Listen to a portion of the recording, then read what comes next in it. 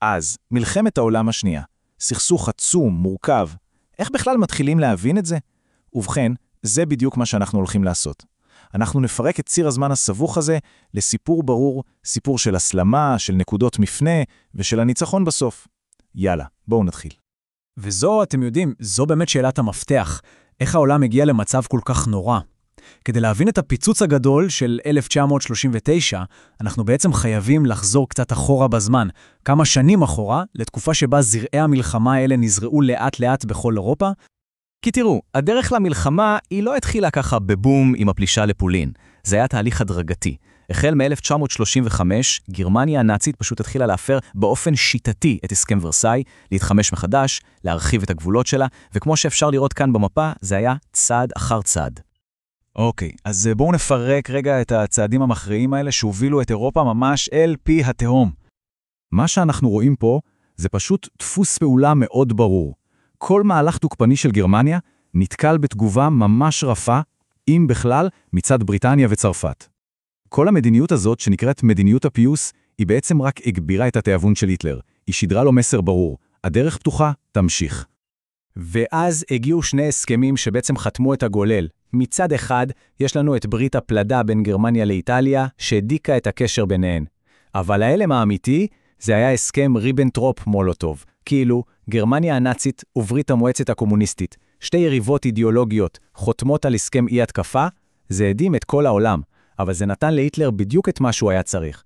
שקט בחזית המזרחית, כדי שהוא יוכל לפלוש לפולין, בלי דאגות. וזה למעשה מה שחרץ את גורלה של פולין. אז, עם גבול מזרחי שקט ומובטח, גרמניה הייתה מוכנה. היא הייתה מוכנה לשחרר את כל העוצמה הצבאית שלה על אירופה. וזה קרה במהירות פשוט מסחררת. והמפתח להצלחה הגרמנית המהירה הזאת היה טקטיקה שנקראת בליצקריג, מלחמת בזק. הרעיון היה לא להיכנס למלחמת התשה ארוכה, אלא לתת מכת מחץ אחת, מהירה, משולבת, כזאת שפשוט שוברת את קווי האויב, יוצרת מאחוריהם בלבול וקאוס, וגורמת לקריסה מהירה של כל המערך. וציר הזמן הזה הוא פשוט ממחיש את היעילות המפחידה של הבליצקריג. תסתכלו על זה, תוך חודשים ספורים, באביב ובקיץ של 1940, מדינה אחרי מדינה פשוט נפלה. ההתקדמות הייתה כל כך מהירה, שהצבאות של צרפת ובריטניה פשוט לא עמדו בקצב. זה היה יותר מדי עבורן. והתוצאה של התבוסה הצרפתית הזאת הייתה חלוקה של המדינה לשניים. החלק הצפוני והחוף המערבי היו תחת כיבוש צבאי גרמני ישיר, ובדרום הקימו ממשלת בובות. המרכז שלה היה בעיר וישי, בראש המרשל פטן, וזאת הייתה ממשלה שפשוט שיתפה פעולה עם הנאצים.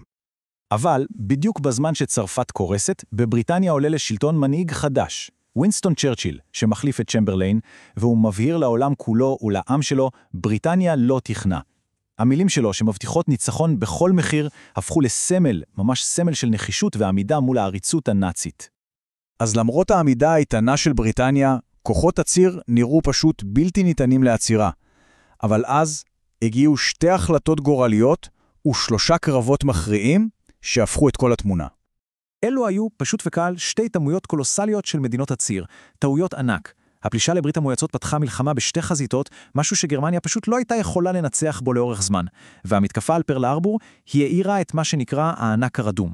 ארצות הברית, עם העוצמה התעשייתית האדירה שלה, המשחק השתנה לחלוטין.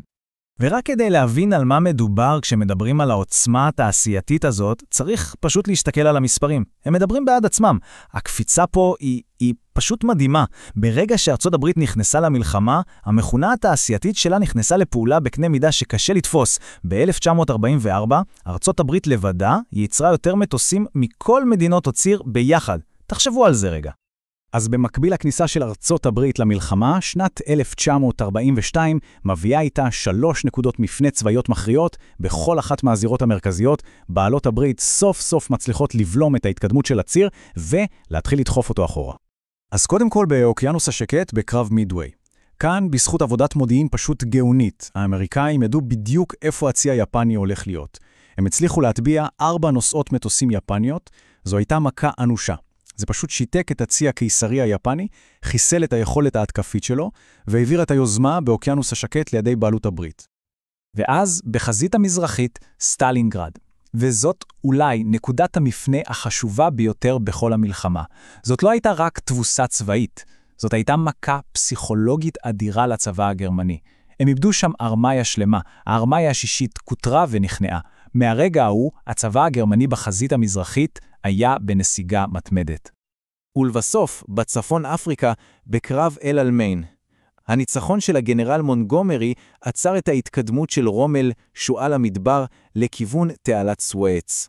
הניצחון הזה, יחד עם נחיתות אמריקאיות במרוקו ואלג'ריה, הוביל בסופו של דבר לסילוק מוחלט של כוחות הציר מצפון אפריקה. וזה הכין את הקרקע לשלב הבא, לפלישה לאיטליה.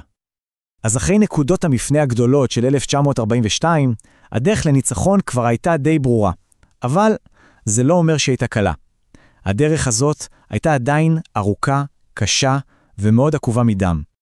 הנקודה המכריעה היא שמלפי 1943 גרמניה נלחצה כמו במלכודת, משלושה כיוונים במקביל. הסובייטים דוחים בלי הפסקה ממזרח. בעלות הברית המערביות מגיעות מדרום דרך איטליה. ואז המכה הסופית, החזית החדשה שנפתחת במערב, בצרפת. ושתי התמונות האלה, הן פשוט מספרות את כל הסיפור, מהתחלת הסוף ועד הסוף המוחלט. מצד אחד רואים את התקווה, את העוצמה האדירה של הפלישה לנורמנדי, ומהצד השני את התוצאה הסופית, ברלין, בירת הרייך, שהפכה להרימת ריסות. הימים האחרונים של המלחמה באירופה היו דרמטיים ביותר. בזמן שהצבא האדום נלחם על כל רחוב בברלין, ההנהגה של הרייך פשוט התפוררה. אחרי שהיטלר התאבד בבונקר שלו, כל התנגדות גרמנית מאורגנת הגיעה לסיומה. המלחמה באירופה נגמרה. אבל המלחמה העולמית עדיין לא הסתיימה. בזירה הפסיפית, יפן סירבה להתכנע. וכדי לסיים את המלחמה, בלי פליסה יבשתית שהייתה צפויה להיות עקובה מדם באופן נוראי, ארצות הברית קיבלה החלטה להשתמש בנשק חדש ומחריד, נשק שפותח בסודי סודות.